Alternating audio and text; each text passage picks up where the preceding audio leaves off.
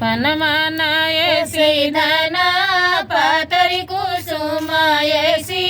सुंदर कुसुम ऐसी सुंदरी हो रानी आवे लगी है रानी आवे लगी हाली हाली पीर वेदना से व्याकुल तो वेदना से व्याकुल हो तू ही मोरी ननदी से ननदी तू आई ठकुराइन तू आई ठकुराइन ओ ननदी तनी अपन भैरना बोल तू वेदना हरी लेते वेदना हरी लेते नी हो इतनी बचन सुन ननदी तो धाई फूल वरिया तो धाई फूल वरिया भैया तो हरी माल कुछु काज तो धनिया बोलावे तो धनिया बोलावई हो राजा तो हरी माल कुछु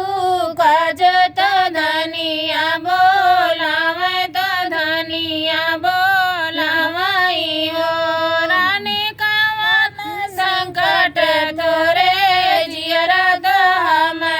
बोलायु तो हम बोलायु हो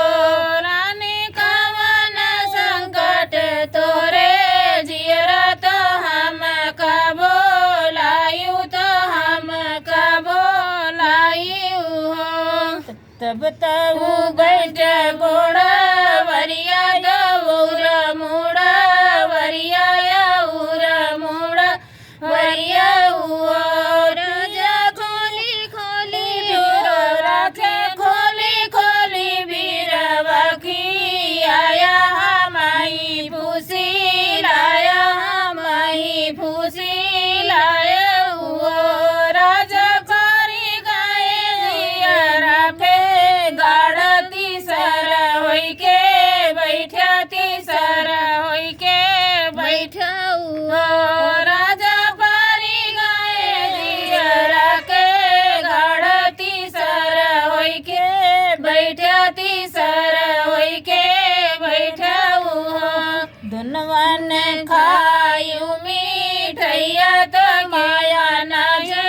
जान बहिनी नहीं जानाई हो रानी पारी गाए हरे रानी पारी गाए जियरा पे गाड़ तो सब जनायु तो सब जनायु रानी पारी गाए जियरा पे गाड़ तो सब जनायु तो सब